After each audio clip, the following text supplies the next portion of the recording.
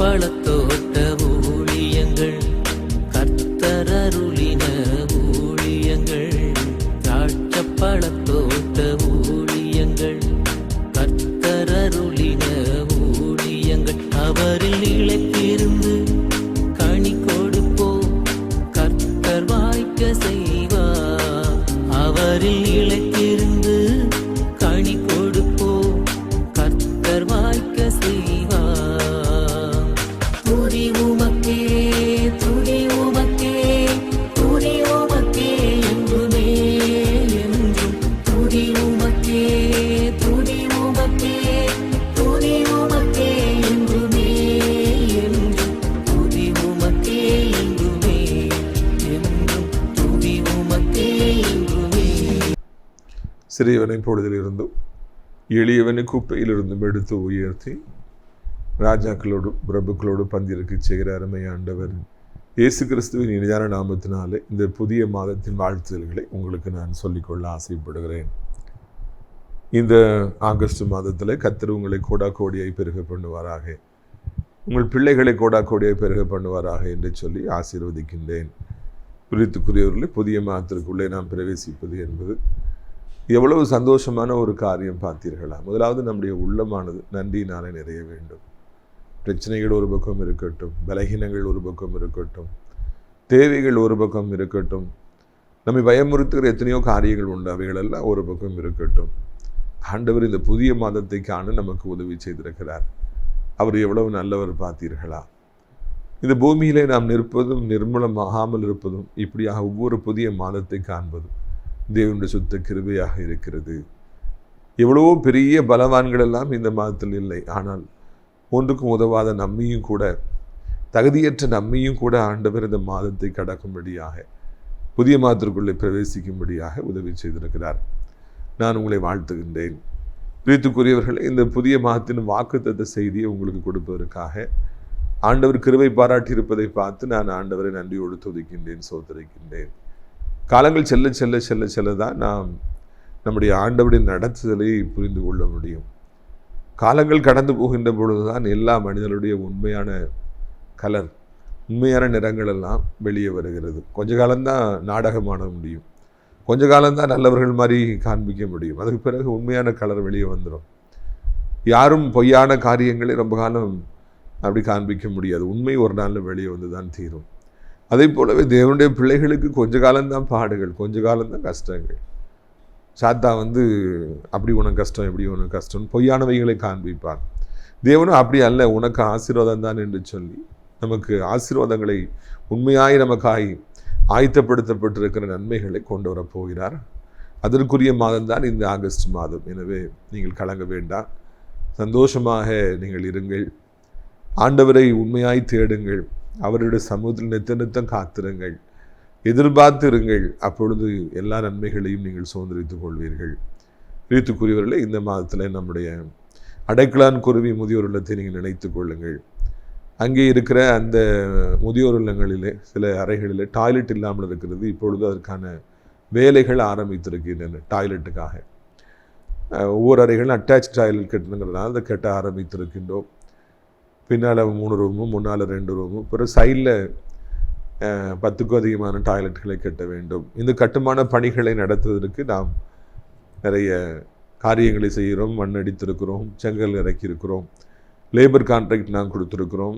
இன்னும் எலக்ட்ரிக்கல் பொருட்கள் வாங்க வேண்டும், பிளம்பிங் ஒர்க் நடக்க வேண்டும், க்ளோசட்ஸ் வாங்க வேண்டும். இதற்காக நீங்கள் ஜெபிக்க வேண்டும் என்று உங்களை அன்போடு கூட நான் கேட்டுக்கொள்கிறேன். அது மாத்திரமல்ல, இந்த மாதத்தில் நீங்கள் சேர்வதற்கு இது ஒரு சரியான நேரம். தினந்தோறும் இங்கே ஜெபங்கள் நடந்து வருகிறது. சுவையான உணவுகளை நாம் அவர்களுக்கு கொடுக்கின்றோம். விசாலமான அறைகள் இருக்கிறது. எனவே ஓடோடி வாருங்கள். அடைக்கலான் குருவி எனப்பட்ட இந்த ஆவிக்குரிய முதியோரிடத்திலே நீங்கள் தங்கி இளைப்பாருங்கள். இங்கேயே தங்கி வேலை செய்ய நமக்கு சமையல்காரர்கள், ஜெபம் நடத்த பாஸ்டர்ஸ் மற்றும் அங்கேயே இருந்து நர்சிங் கேர் கொடுக்கிறவர்களும் கூட நமக்கு தேவை என்பதை மகிழ்ச்சியோடு கூட நான் அறிவித்துக்கொள்ள ஆசைப்படுகிறேன். முக்கியமாக அபலை பெண்கள், கைவிடப்பட்ட நிலைமையில் இருப்பவர்களுக்கு அது மிகவும் பொருத்தமாக இருக்கும் என்று நம்புகிறேன். உங்கள் குடும்பங்களில் பிறந்த நாட்கள், திருமண நாட்கள், நினைவு நாட்கள் வருகிற பொழுது அங்கே இருப்பவர்களை நீங்கள் நினைத்து கொள்ளுங்கள். நேற்றுக்குரியவர்களே, இந்த வாரம் சனிக்கிழமை நமக்கு நாகர்கோவிலிலே கூட்டங்கள் நடைபெற இருக்கின்றன. மாதத்தின் முதல் கூட்டமே நாகர்கோவிலில் தான்.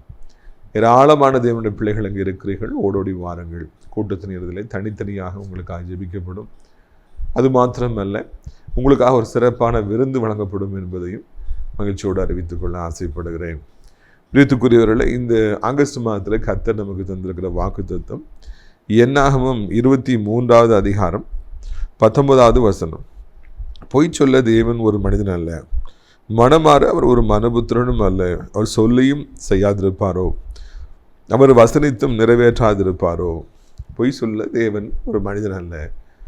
எவ்வளவு அருமையான ஒரு வசனம், எனக்கு மிகவும் பிடித்த வசனம். நான் ஊழியத்தின் ஆரம்ப காலத்தில் இந்த வசனத்தை தான் எல்லா இடங்களிலும் போய் சொல்லுவேன். எனக்கு பின்னால் இந்த வாலிபர்கள் அதை அதிசயமாக பார்ப்பாங்க. பிறகு அவங்களே அதை சொல்லுவாங்க, அண்ணன் நீங்கள் அடிக்கடி இந்த வசனத்தை சொல்கிறீங்க அப்படின்னு சொல்லிட்டு.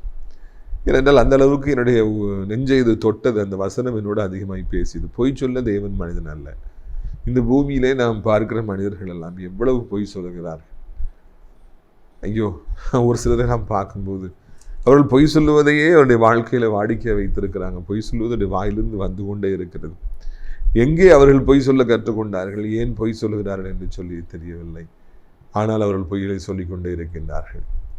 பிரியத்துக்குரியவர்களை தங்களை தப்புவிப்பதற்காக பொய் சொல்லுபவர்கள் உண்டு, பிறரை ஏமாற்றுவதற்காக பொய் சொல்லுகிறவர்கள் உண்டு, அந்த சிச்சுவேஷனை அதை மேனேஜ் பண்ணுங்கிறதுக்காக பொய் சொல்றவர்கள் உண்டு, பிஸ்னஸில் பொய் சொல்கிறவங்க உண்டு, எல்லாத்துலேயுமே பொய் சொல்கிறவர்கள் இருக்கிறாங்க. அம்மா அப்பாட்ட பொய் சொல்கிறவர்கள் உண்டு, ஆசிரியர்கள்ட்ட பொய் சொல்கிறவர்கள் உண்டு. பிரியத்துக்குரியவர்கள், சாத்தான் பொய்யனும் பொய்க்கு பிதாவுமாக இருக்கிறபடியினாலே அவன் மனிதர்களுக்கு பொய் சொல்ல வேண்டும் என்று சொல்லி அவன் கற்றுக் கொடுக்கின்றான், அவர்களை ஊக்குவிக்கின்றான். பொய் சொல்லுகிற பொழுது அங்கே அவர்களுக்கு வெற்றி உண்டாகிறது. பொய் சொல்லுகிற பொழுது அந்த நேரத்தில் அவர்கள் தப்புவிக்கப்படுகிறார்கள், சில நன்மைகள் அவர்களுக்கு கிடைக்குது. அதனால் அவர்கள் மேலும் மேலும் பொய் சொல்லத்தக்கதாக அவர்கள் ஊக்குவிக்கப்படுகிறார்கள். பொய் சொன்னால்தான் இந்த பூமியிலே வாழ முடியும் என்று அவர்களுக்குள்ளே ஒரு ஆழமான ஒரு உணர்வு ஏற்பட்டு விடுகிறது. அதன் பிறகு காலகாலமாக அவர்கள் பொய்களை சொல்லி வருவதை நான் காண்கிறோம். பிரியத்துக்குரியவர்களை, தேவனோ ஒருபொழுதும் பொய் சொல்லாதவர் என்பதுதான் இந்த நாளிலே, இந்த புதிய மாதத்திலே நான் கற்றுக்கொள்கிற ஒரு விலையேற பெற்ற பாடம். பொய் சொல்லவே தேவனுக்கு தெரியாது. ஆண்டவர் ஒன்று சொன்னார்னா கண்டிப்பாக செய்வார். இந்த பைபிளில் எவ்வளவோ வாக்குத்தத்தங்கள் இருக்கிறது. அவைகள் நம்மோடு பேசுகின்றது, அவைகள் நம்மை ஊக்குவிக்கின்றது. அந்த வாக்குத்தத்தில் ஒன்று கூட பொய்யாக மாறவே மாறாது. தேவனுடைய வாழ்க்கையிலே உங்களை சந்திக்கிற பொழுது, அதாவது நீங்கள் ரட்சிக்கப்படுகிற அந்த நாளிலே நிச்சயமாக உங்களுக்கு ஒரு வாக்குத்தத்தை கொடுத்திருப்பார். அந்த வாக்குத்தத்தம் ஒரு நாளும் பொய்யாய் போகாது. இந்த மாதத்திலே ஒரு வாக்குத்தத்தை ஆண்டவர் உங்களுக்கு இந்த செய்தியின் மூலமாய் கொடுக்கிறார் என்றால் அது நிச்சயமாக பொய்யை போகவே போகாது. தேவனுக்கு பொய் சொல்லவே தெரியாது. மனிதர்களாகி நாமோ எப்பொழுதும் பொய் சொல்லுகிறோம். மனிதர்களாகி நமக்கு பொய் சொல்வது ஒரு வாடிக்கையான ஒரு காரியமாக மாறிவிட்டது. தெய்வமோ அப்படி கிடையவே கிடையாது. அவர் பொய் சொல்லவே அவர் அறியாத ஒரு தேவனாக, பொய் சொல்லாத ஒரு தேவனாக அவர் இருக்கிறார். இதை நாம் மனதில் வைத்துக் கொள்ள வேண்டும் என்று சொல்லி அன்போடு கூட கேட்டுக்கொள்கிறோம். எதற்காக இதை நான் சொல்கிறேன் என்றால், நீங்கள் நினைக்கலாம், ஆண்டவர் எனக்கு இப்படி வாக்கு கொடுத்தார், இதை ஒன்றும் செய்யலையே, என் சந்ததியை பெருக பண்ணுவேன்னு சொன்னார், பெருக பண்ணலையே, அவர் பிஸ்னஸ் எப்படி ஆசீர்வதிப்பேன்னு சொன்னார், ஆசீர்வதிக்கலையே, இல்லைன்னா என் குடும்பத்தில் இப்படி நன்மைகளை கொண்டு வருவார், என்னுடைய ஆவிக்குரிய வாழ்க்கையில் இவ்வளவு ஆசீர்வாதங்கள் தருவேன் என்று சொன்னார், ஒன்று நடக்கலைன்னு சொல்லி நீங்கள் கேட்கலாம். காலங்கள் தாமதிக்கிறபடினாலே இயேசு உங்களுக்கு பொய் சொல்லிவிட்டார் என்று அர்த்தம் அல்லவே அல்ல. அவர் உங்களுடைய பிள்ளைகளை குறித்து ஒரு வாக்கு பண்ணியிருப்பார் என்றால், உங்களுடைய பிஸ்னஸை குறித்து ஒரு வாக்கு பண்ணியிருப்பார் என்றால், எதுவாய் வேண்டும் என்றால் இருக்கட்டும், அதை தவறாதபடிக்கு கண்டிப்பாக செய்வார். என்றால் பொய் சொல்லி உங்களை தன் பக்கமாக இழுக்க வேண்டும் என்கிற அவசியமே இல்லை. தன்னை திருமணம் செய்து கொள்ள வேண்டும் என்பதற்காக பொய்களை அள்ளி வீசுகிற வாலிபர்கள் உண்டு. நான் உனக்கு அப்படி பண்ணுவேன் இப்படி பண்ணுவேன்னு சொல்லி கடைசியில் திருமணமான பிறகு அதெல்லாம் உன் மறந்தே போய்விடும். அதே போல் தனக்கு ஆர்டர் கிடைக்க வேண்டும் என்பதற்காக நான் இந்த வீடை அப்படி கட்டி கொடுப்பேன், இப்படி கட்டி கொடுப்பேன், உங்களுக்கு நான் என்ன டிசைனில் போட்டு தருவேன்லாம் சொல்லி ஆர்டர் வாங்கி பிறகு பில்டர்ஸ் அந்த கன்ஸ்ட்ரக்ஷன் டைமில் அப்படி செய்யாமல் போகிறவர்களை காணணும். அதனால் நிறைய பிரச்சனைகள், நிறைய மனஸ்தாபங்கள்லாம் ஏற்படுகின்றன. பிரியத்துக்குரியவர்களே, தனக்கு ஒரு நன்மை கிடைத்து விட வேண்டும் என்பதற்காக ஒரு வாக்குறுதியை கொடுத்து விட்டு, இல்லைன்னா வாக்குறுதிகளை அள்ளி வீசி விட்டு அதன் பிறகு அதை செய்யாமல் போகிற எத்தனையோ மனிதர்களை காண்கிறோம். தேவன் அப்படி அல்ல. அவர் பொய் சொல்லிதான் உங்களை தன் பக்கமாக இழுக்க வேண்டுங்கிற அவசியம் அவருக்கு இல்லை. பொய்களை சொல்லித்தான் உங்களை கிறிஸ்துவுக்குள்ளாக நிலைத்து நிற்க வைக்க வேண்டும்ங்கிற அவசியம் இல்லை. உங்களை ஏதோ உற்சாகப்படுத்த வேண்டும் என்பதற்காக பொய்களை சொல்லுகிற தேவன் அல்ல. உங்களை வஞ்சித்து உங்களை ஏமாற்ற வேண்டும் என்பதற்காக பொய் சொல்கிற தேவன் அவர் அல்ல. அவர் எப்பொழுதும் உண்மையான தெய்வமாக இருக்கிறார். அவர் ஒன்று சொல்லிவிட்டால் உங்களுடைய வாழ்க்கையில் இப்படி செய்வேன் என்று சொல்லிவிட்டால் அதை கண்டிப்பாக அவர் செய்வார். காலங்கள் தாமதித்தாலும், நாட்கள் உருண்டோடினாலும், மாதங்கள் உருண்டோடினாலும், வருடங்கள் உருண்டோடினாலும் அவர் ஒன்றை சொல்லிவிட்டால் அவர் செய்யாமல் இருக்கவே மாட்டார். மோசையின் மூலமாகத்தான் நான் ரட்சிப்பை கொண்டு வருவேன் என்று ஆண்டவர் நினைத்திருந்தார், சொல்லியிருந்தார். அதன்படி மோசைக்கு 80 வயதானால் அவர் சொன்னதை செய்தார். யோசேப்பாக இருக்கட்டும், தாவீதாக இருக்கட்டும், எவ்வளவோ கால தாமதங்களுடைய வாழ்க்கையில் ஏற்பட்டன, பிரச்சனைகள் வந்தன. ஆனால் அவர்களை ஆசீர்வதிப்பேன் என்று வாக்குப்படியிருந்த கர்த்தர் ஒரு காலம் வந்த பொழுது நிச்சயமாக அவர்களை ஆசீர்வதித்தார். எனவே தேவன் பொய் சொல்லவே மாட்டார் என்பதை மனப்பூர்வமாக நீங்கள் உணர்ந்து, ஆண்டவரே நீங்கள் சொல்லியிருக்கீங்களே, கண்டிப்பாக எனக்கு செய்யுங்கப்பா, இந்த புதிய மாதத்தில் எனக்கு செய்யுங்க ராஜா, நான் நம்புகிறேன், உண்மை நம்புகிறேன், என்னுடைய வார்த்தைகளை நான் நம்புகிறேன் என்று சொல்லி நீங்கள் ஆண்டவரை உறுதியாக பற்றி கொண்டு பாருங்கள். அப்பொழுது கர்த்தர் நிச்சயமாக உங்களுக்கு அவர் செய்வார் என்பதில் சந்தேகம் இல்லவே இல்லை. உங்கள் மனசுக்குள்ளே ஆழமாக ஊறட்டும், அந்த எண்ணங்கள் அப்படியே உள்ள பதியட்டும். தேவன் சொன்னார்னா சொன்னது தான், அவர் மாறவே மாட்டார், பொய் சொல்லவே மாட்டார் என்கிற அந்த உண்மையை நீங்கள் ஆழமாக உள்வாங்குங்கள். நமக்கு ஒரு மனிதர்களாகி நமக்கு ஒரு சுபாவம் பொய் சொல்லுது, ஆனால் தேவன் பொய் சொல்லவே மாட்டார். இதை நீங்கள் உணர்ந்து கொள்வீர்கள் என்றால் உங்களுடைய வாழ்க்கையில் நீங்கள் எல்லா நன்மைகளையும் பெற்றுக்கொள்வீர்கள். நீங்கள் அந்த உண்மையை அறியாவிட்டால் தான் ஏமாந்து போவீர்கள். எனவே உண்மையான தெய்வத்தை, பொய் சொல்லாத தெய்வத்தை நீங்கள் பற்றி கொள்ளுங்கள். பாருங்கள், அந்த வசனம் இப்படியாக சொல்லுகிறது. பாருங்கள், அவர் மனம் மாற ஒரு மனுபுத்திரனும் அல்ல. ஒன்று பொய் சொல்லுது, இன்னொன்று மனம் மாறுறது. நேற்று ஒன்று நினைக்கிறது, இன்னைக்கு ஒன்று நினைக்கிறது, அதான் மனம் மாறுவது. பைபிளில் நம்ம பார்க்கும் பொழுது அந்த பொற்சிலையை வணங்க மாட்டேன் என்று சொல்லி அங்கே அவர்கள் சொன்ன பொழுது, சாத்ராக் மேஷாக் ஆபேத்நேகோ சொன்ன பொழுது, அதுவரைக்கும் அவர்களை அதிகமாக நேசித்த அந்த ராஜா, உயர் பதவிகளை வைத்து அலங்கரித்து பார்த்த அந்த ராஜாவுக்கு, நான் சொன்ன பொற்சிலையை, நான் உருவாக்கிய பொற்சிலை நீங்கள் வணங்க மாட்டீங்களா?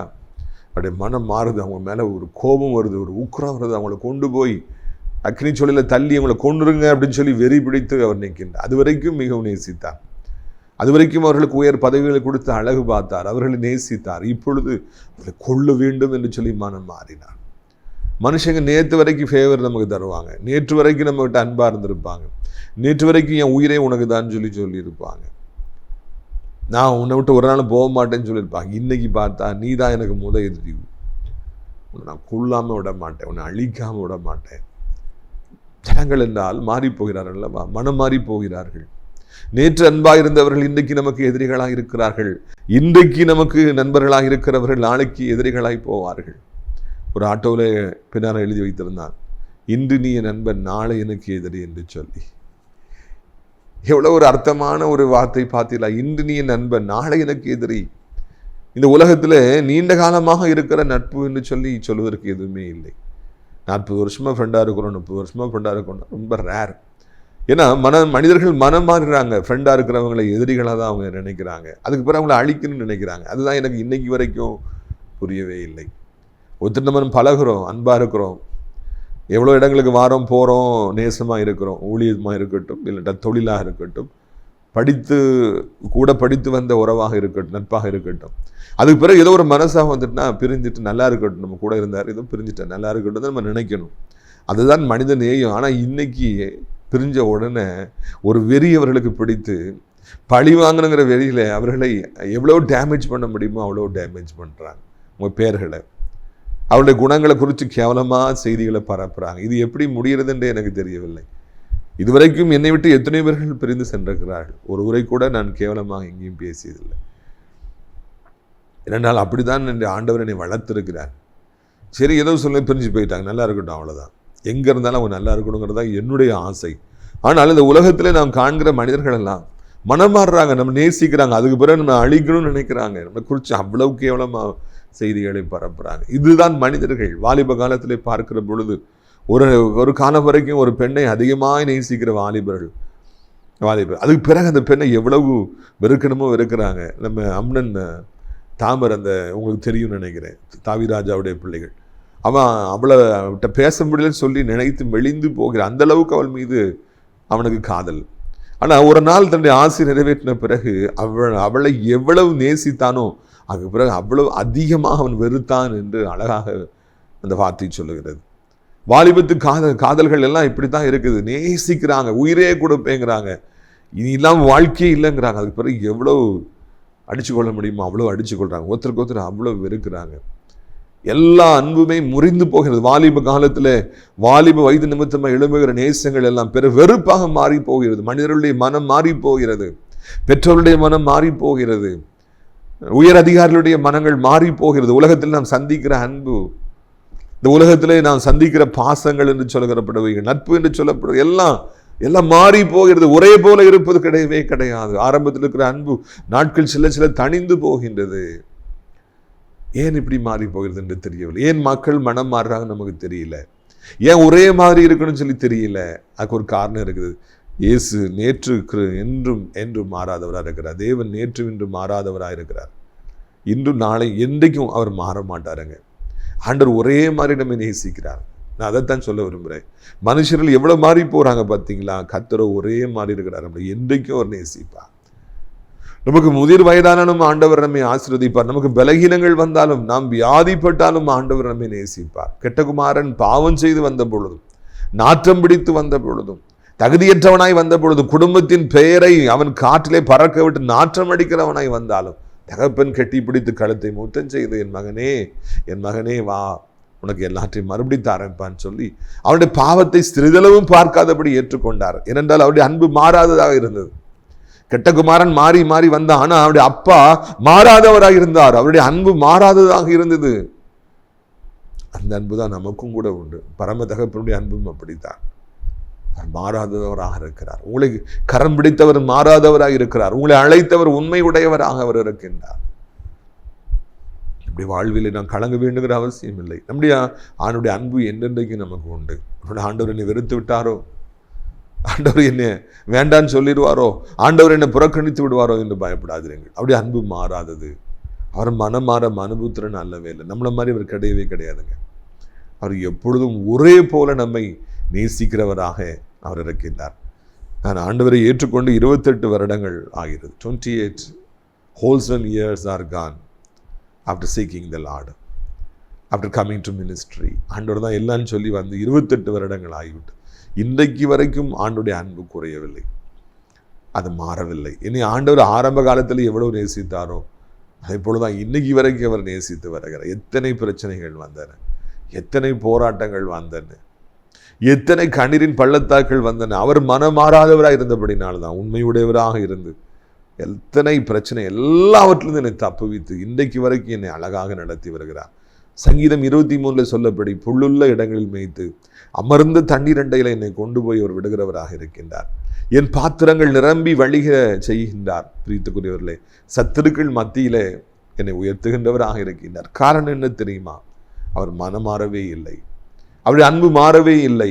அவர்கள் அழைத்த அழைப்பும் கிருபாவரங்களும் மாறாதவைகள் என்று வார்த்தை சொல்கிறது. அழைத்த அழைப்பும் கிருபாவரங்களும் ஒரு பொழுதும் மாறாதவைகளாக இருக்கின்றன. பிரியத்துக்குரியவர்களே, நீங்கள் கவனியுங்கள், அந்த வாக்குத்த வசனத்தை பாருங்கள். அந்த என்னாகும் 23:19 பாருங்கள். அவர் சொல்லியும் செய்யாதிருப்பாரோ, அவர் வசனித்தும் நிறைவேற்றாதிருப்பாரோ. இங்குதான் நம்ம ஆண்டவருடைய வாக்குத்தத்தம், இந்த மாதத்திலே அவர் நமக்கு தருகிற வாக்குத்தின் முக்கியமான பகுதியை காண்கிறோம். அவர் சொல்லியும் செய்யாதிருப்பாரோ, அவர் வசனித்தும் நிறைவேற்றாமல் இருப்பாரோ. ஒன்று சொல்லிட்டோம் அப்படின்னா நம்ம அதை செய்யணும், இல்லைன்னா சொல்லக்கூடாது. பைபிளில் வாசிக்கிறோம், பொருத்தனையே நீ செய்யாத, செஞ்சேன்னா பொருத்தனை ஆண்டவருக்கு நீ நான் இதை பண்ணுவேன்னு சொல்லிட்டீங்கன்னா, இந்த ஊழியத்துக்கு, இந்த ஊழியக்காரனுக்கு, இல்லைன்னா இந்த முதியோர் இல்லத்துக்கு இதை செய்யவே நீங்கள் சொல்லிட்டீங்கன்னா கண்டிப்பாக செய்யணும். பொருத்தனை நேர்ந்து கொண்டு பொருத்தனையை நிறைவேற்றாமல் போவதை விட பொருத்தனை செய்யாமல் இருப்பது நலம் என்று வார்த்தை சொல்கிறது. ஏனென்றால் நீங்கள் ஒரு பொருத்தனை செஞ்சிட்டீங்கன்னா அதை நிறைவேற்றீங்களான்னு ஆண்டவர் கவனிப்பார். ஏனென்றால் அவர் உங்களுக்கு ஒன்றை சொல்லிவிட்டால், வசனித்து விட்டால், அதை அவர் செய்யாமல் இருக்க மாட்டார் அல்லவா? கண்டிப்பாக செய்வார். அதே மாதிரி தான் உங்கள்கிட்டையும் அந்த குவாலிட்டி அவர் எதிர்பார்க்குறாரு. பொருத்தனை பண்ணலைன்னா பிரச்சனையும் இல்லை, ஆனால் பொருத்தனை பண்ணிட்டோம்னா கண்டிப்பாக நாம் செஞ்சு ஆகணும். ஒருத்தர் சொல்லிட்டு செய்யலைன்னா அவன் வஞ்சகன் என்று இதே நீதிமொழிகளிலே நாம் வாசிக்கிறோம். சொல்லியும் செய்யாமல் போகிற வஞ்சகர்கள் என்று பைபிள் அவர்களை சொல்ல, சீட்ஸ் அப்படின்னு சொல்லி நம்ம பைபிளை வாசிக்கிறோம். பிரியத்துக்குரியவர்களே, தேவன் ஒன்றை சொல்லிவிட்டு, வசனித்து விட்டு, வாக்கு பண்ணிவிட்டு செய்யாமல் இருப்பாரோ? இந்த புதிய மாதத்தில் நுழைந்திருக்கிற உங்களுக்கு 1000 கேள்விக்குறிகள் இருக்கலாம், 1000 கவலைகள் இருக்கலாம், 1000 பாரங்கள் இருக்கலாம், 1000 நெருக்கங்கள் இருக்கலாம். இன்றைக்கு இந்த அமௌண்ட் கிடைச்சாதான் வாழ முடியும். ஒரு மாதம் பிறந்துருச்சுன்னு வைங்க, 1000 தேவைகள் வந்துடும். அந்த பில்லு காசு கொடுங்க, இந்த பில்லு காசு கொடுங்க, இந்த இஎம்ஐ கட்டுங்க, அங்கே இன்ட்ரெஸ்ட் பே பண்ணுங்க, இங்கே இன்ட்ரெஸ்ட் நீங்கள் பே பண்ணி ஆகணும், இல்லைன்னா நாங்கள் அப்படி பண்ணிடுவோம் இப்படி பண்ணிடுவோம். வீட்டில் பிள்ளைகள் அது வேணும் இது வேணும் அது வேணும்னு சொல்லி கேட்கும். நம்ம அங்கே அவங்களுக்கு இவ்வளோ கொடுக்க வேணுமே, இங்கே இவ்வளோ கொடுக்கணுமே. ஒரு மாதம் பிறந்த உடனே சந்தோஷப்படுறவர்கள் ஒரு சிலர் தான். சம்பளம் வரும், அடுத்த செகண்ட் சந்தோஷம் போயிடுது. எதையுமா நிறைய தேவைகள் காத்திருக்கின்றன. என்ன செய்வோம் என்று சொல்லி தெரியாமல் நிறைய பேர் இன்னைக்கு தவிச்சிட்டு இருக்கிறாங்க. பிரியத்துக்குரியவர்களே, நீங்க ஒன்றை புரிந்து கொள்ள வேண்டும், நன்றாக புரிந்து கொள்ள வேண்டும். இந்த நெருக்கத்தின் காலத்துல, இந்த உலகத்துல எப்படி வாழணும்னு தெரியாம நம்ம தவிக்கிற இந்த காலத்துல, போட்டிகள் பெருகிவிட்ட இந்த உலகத்துல, பிறனை கொன்றும் பரவாயில்லை, நம்ம வாழ்ந்தா போதும், மிதித்து முன்னேறி விடலாம், பிறன் அழிந்தாலும் பரவாயில்லை, நான் மாத்திரம் வாழ்ந்தால் போதும் என்று நினைக்கிற இந்த உலகத்தின் மனிதர்கள் மத்தியிலே நாம் வாழ்கிறோம். நாம் வாழ வேண்டும் என்றால் இங்கே அருமையாக ஆண்டவர் சொல்லுகிறார். பார்த்தீங்களா, அவர் சொல்லியும் செய்யாமல் இருப்பாரோ? கண்டிப்பாக ஆண்டவர் உங்களை தப்புவிப்பார், கண்டிப்பாக ஆண்டவர் உங்களை ஆசீர்வதிப்பார். அவர் சொல்லிட்டார்ல, அப்போ கண்டிப்பாக அவர் செய்வார், செய்யாமல் இருக்க மாட்டார். அதைத்தான் இந்த மாதத்திலே ஆண்டவர் உங்களுக்கு வாக்குத்தத்தமாக தருகின்றார். ஆண்டவர் சொல்லிவிட்டால் கண்டிப்பாக அவர் செய்வார். இவ்வளவு நெருக்கத்தின் மத்தியில் நிற்கிற சகோதரா, திருமணமாகி பல வருடங்களாகி குழந்தை இல்லாதபடியினாலே அதிக நிந்தைகளை சுமக்கின்ற மகளே, ஒருவேளை இத்தனை வருடங்களாக எனக்கு திருமணம் ஆகலையே என்று சொல்லி கலங்கி நிற்கிற மகனை, மகளே, சொந்த வீடு இல்லையே, எனக்கு கவர்மெண்ட் ஜாப் கிடைக்கவில்லையே, எல்லாரும் சுகமாக வாழ்கிறாள் சொந்த வீட்டில், நான் மாத்திரம் வாடகை வீட்டுக்கு அங்கல் பட்டி கொண்டிருக்கிறேன், எனக்கு சொந்தமாய் வீடு கட்டுறதுக்கு வசதியே இல்லையே, நான் என்ன செய்ய போகிறேன், எப்படி கட்ட போகிறேன், எப்படி திருமண காரில் கை கூட தெரியலையே என்று நீங்கள் தவித்து கொண்டிருக்கலாம். சூழ்நிலைகள்லாம் ஒன்றுமே பார்க்காதீங்க. அவர் சொல்லிட்டாருன்னா சொந்தமாக உனக்கு வீடு தருவேன் என்று சொல்லிவிட்டார். நான் உனக்கு இந்த மாதத்தில் குழந்தை தருவேன் என்று சொல்லி அவர் சொல்லிவிட்டார். நான் இந்த மாதத்திலே உனக்கு வீடுகளை தருவேன் என்று சொல்லி ஆண்டு சொல்லிவிட்டால், சொன்னால் கண்டிப்பாக அவர் செய்வார். சொல்லியும் செய்யாதிருப்பாரோ? பார்த்தீங்களா, சொல்லியும் செய்யாதிருப்பார். எனக்கு ரொம்ப ரொம்ப பிடித்த ஒரு வசனம், ஒரு வாக்குத்தத்தம். தேவனுடைய வல்லமையை, தேவனுடைய மகிமையை, தேவனுடைய மகத்துவத்தை நாம் இங்கு காண்கிறோம். சொல்லியும் செய்யாதிருப்பேனோ அன்னு சொல்லிட்டாரு. சேலஞ்ச் பண்ணிட்டேன், நான் செய்யாமல் இருப்பேனா? என்னப்பா சொன்னேன்ல, அப்போ கண்டிப்பாக நான் செய்வேன். நான் சொன்னா செய்யாமல் இருப்பேனோ? ஒரு குழந்தையை போல உண்மையுடைய தெய்வம் நம்முடைய ஆண்டவர். பிள்ளைகள்கிட்ட அவ்வளவு உண்மையாக இருக்கிறவர். சொன்னா கண்டிப்பாக நம்முடைய ஆண்டவர் செய்வார். இந்த மாதத்துல சொல்லியும் செய்யாமல் இருப்பார். உங்களுக்கு சொன்ன அத்தனை வாக்குத்தத்தங்களையும் அவர் நிச்சயமாக அவர் செய்வார், நிச்சயமாக அவர் நடத்துவார். நான் இது மாதத்திலே நான் நினைத்து பார்க்கிறேன். 1999 வருடத்தில் டிசம்பர் மாதத்தில் என் வறுமையின் உச்சக்கட்டத்தை நான் சந்தித்தேன். அந்த நேரத்தில் முதலாக என் வாழ்க்கையில் சாப்பிடுவதற்கு எனக்கு பணம் இல்லாமல் போயிற்று.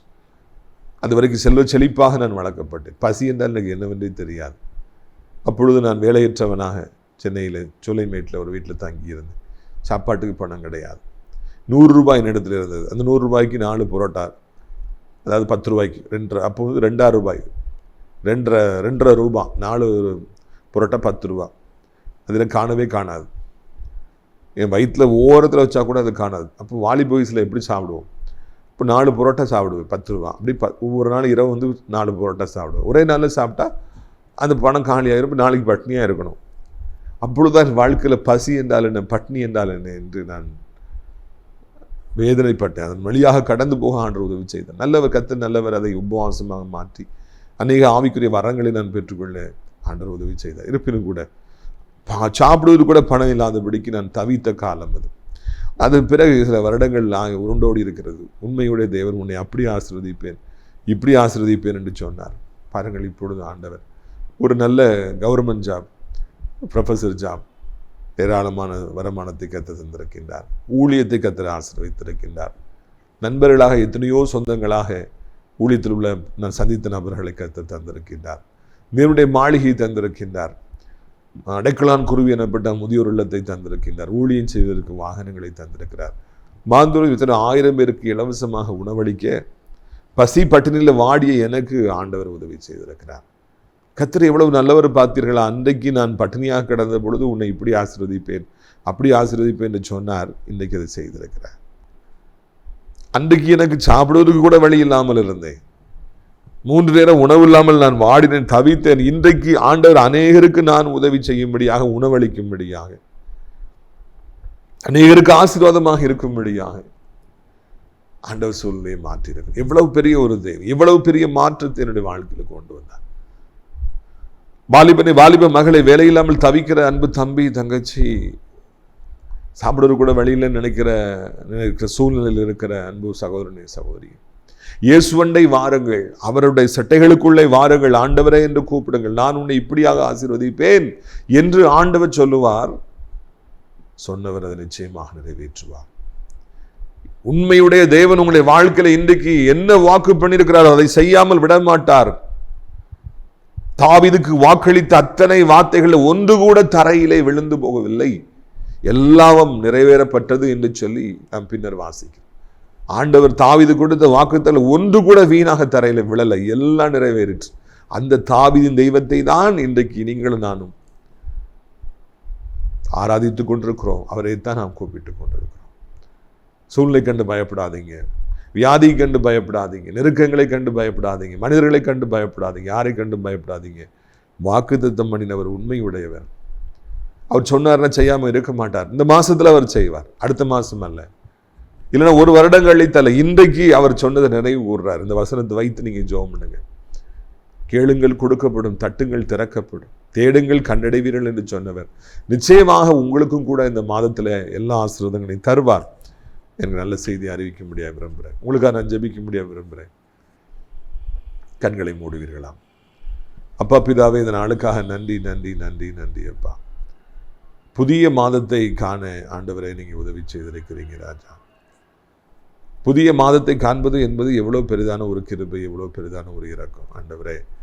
இந்த புதிய மாதத்திலும் கூட கர்த்தாவே, நம்முடைய பிள்ளைகள் எல்லாம் பயந்து கொண்டிருக்கிறார்கள், நடுங்கிக் கொண்டிருக்கிறார்கள். நான் எப்படி வாழ்வேன், எனக்கு வருமானம் இல்லையே, ஐயோ இந்த கடன் என்னை நெருக்குமே, அந்த கடன் என்னை நெருக்குமே, இதுக்கு காசு கொடுக்கணுமே, அதுக்கு காசு கொடுக்கணுமே, நான் என்ன பண்ணுவேன், எனக்கு தெரியலையே, எனக்கு உதவி செய்ய யாருமே இல்லையே என்று நம்முடைய பிள்ளைகள் தவிக்கிறாங்க. தேவைகள் நெருக்குகின்றது ராஜா. அதன் மத்தியில் கர்த்தாவே நாங்கள் உண்மையே நோக்கி பார்க்கிறோம். தகப்பனே, எங்களுக்கு வேறு யாரும் இல்லை, உதவி செய்ய யாரும் இல்லை, எங்களை கை தூக்கி விட யாருமே இல்லை, நீர் ஒருவரே எங்களுக்காக இருக்கிறீரப்பா. எப்படியாவது கர்த்தர் மனம் இறங்கும், எப்படியாவது தேவரீர் எங்களுக்கு மனம் இறங்கி தகப்பனே எங்களை இந்த ஆபத்திலிருந்து வெளியே தப்பி வைத்தரல. இந்த நாளில் எனக்கு என்ன செய்வேன், இந்த மாசத்துல என்ன செய்வேன், எப்படி நான் வாழ்வேன், எப்படி இதுக்கு காசு கொடுப்பேன் அன்று அது கதறுகிற பிள்ளைகள் ஒவ்வொருவருக்கும் ஒரு அற்புதத்தை செய்யும். எலியாவை காகத்தின் மூலமாக நீங்க போஷித்தீங்க. 2 பேரையும் 5 அப்பத்தை 5000 பேருக்கு நீங்க பெருகப்படுனீங்க. செத்து 4 நாளாக சடலமாய் கிடந்து நாரி போய் கிடந்த லாசருவை உயிரோடு கூட எழுப்பி கொண்டு வந்தீங்க, அவனுக்கு புது வாழ்வு கொடுத்தீங்க. அந்த தேவன் இன்றைக்கும் கூட இருக்கிற கடலின் மீது அதிகாரம் படைத்தவர், காற்றின் மீது அதிகாரம் படைத்தவர், மரணத்தின் மீது அதிகாரத்தை படைத்தவர். ஆண்டவரே, இன்றைக்கு நீ உயிரோடு கூட இருக்கிற ராஜா, உடைய பிள்ளைகளுடைய தேவைகளை இந்த புதிய மாதத்தில் சந்திப்பீராக.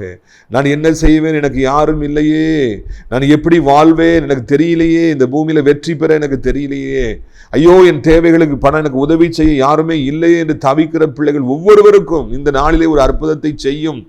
ஆண்டவர் வானத்து பறவைகளையும் போஷிக்கிற தெய்வம், இந்த பூமியில் உள்ள எல்லா நாய்களை கூட, தெரு நாய்களை கூட போஷிக்கிற தெய்வம், உடைய பிள்ளைகளையும் கூட போஷிப்பீராக, தேவைகளை சந்திப்பீராக. இந்த மாதத்திலே உடைய பிள்ளைகளுடைய தேவைகளை நிச்சயமாக நீ சந்திக்க வேண்டும். உடைய பிள்ளைகள் வெட்கப்படக்கூடாது. முக்கியமாக உம்முடைய பிள்ளைகள், தெய்வத்தை தேடுகிற பிள்ளைகள், நம்புகிற பிள்ளைகள், பின்பற்றுகிற பிள்ளைகள், ஊழியம் செய்கிற பிள்ளைகள் வெட்கப்படக்கூடாது. அவருடைய தேவைகளை சந்திக்கணும். கர்த்தர் சொன்னபடி அவர்களை ஆசீர்வதிக்க வேண்டும். நீ வாழாகாமல் தலையாவாய், நீ கீழாகாமல் மேலாவாய். ஆண்டவரே, அந்த வாக்கு தத்தங்கள் நிறைவேற வேண்டும் ராஜா. நீங்க தான் அதுக்கு அற்புதத்தை செய்யணும், நீங்க தான் அதை உங்களுடைய வாக்கு தத்தங்கள் நிறைவேற்றணும். சொன்னதை கர்த்தர் நினைக்கணும். ஆண்டவரே, ஆபிரகாமுக்கு கொடுத்த வாக்கு தத்தத்தை நினைத்தீர், இன்ப கானானை அவருடைய சந்ததிக்கு கொடுத்தீர் அல்லவா. உடைய பிள்ளைகள் கொடுத்த வாக்கு தத்தங்களையும் நிறைவேற்றுவீராக, நினைப்பீராக, நிறைவேற்றுவீராக. வியாதிப்பட்ட பிள்ளைகளுக்காக ஜெபிக்கிறோம். தாங்க முடியவில்லை, இந்த வேதனையை தாங்க முடியலையே, வேலை செய்ய முடியலையே, சாப்பிட முடியலையே, தூங்க முடியலையே, நடக்க முடியல, உட்கார முடியலையே, ஸ்கூலுக்கு காலேஜுக்கு போக முடியலையே, சம்பாதிக்க போக முடியலையே, பைக் ஓட்ட முடியலையே, ஐயோ நான் படுத்த படுக்கை ஆயிட்டேனே, ஐயோ நான் மெலிஞ்சு போயிட்டேனே, வயிறு ஊதிருச்சு, கால் கையில் நீர் போட்டுருச்சு, ஐயோ நான் மறித்து விடுவேனோ என்று தவிக்கிற பிள்ளைகள் எல்லாருக்கும் ஒரு அற்புத சுகத்தை தாரும். யெகோவா ராஃபா, சுகம் தரும் தெய்வம், இப்பொழுது சுகம் கொடுப்பீராக. மரண கண்ணிகள் தெரித்து போவதாக, பிசாசுகள் ஓடி போவதாக, அடைப்புகள் திறப்பதாக, வாதம் பக்கவாதம் முடக்குவாதங்கள் மறைவதாக.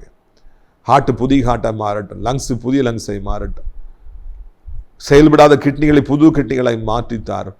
ஆண்டவரே, அந்த தலையில் மூளையில் இருக்கிற நரம்புகள் எல்லாம், அடைப்புகள் எல்லாம் நீக்கப்பட்டு நல்லா வேலை செய்வது, கட்டிகள் மறைவதாக, பயங்களை நீக்குவீராக, வாழ வழி செய்வீராக. நான் இன்று முதல் உன்னை ஆசீர்வதிப்பேன்னு சொன்னவர் அப்படியே செய்யுங்க.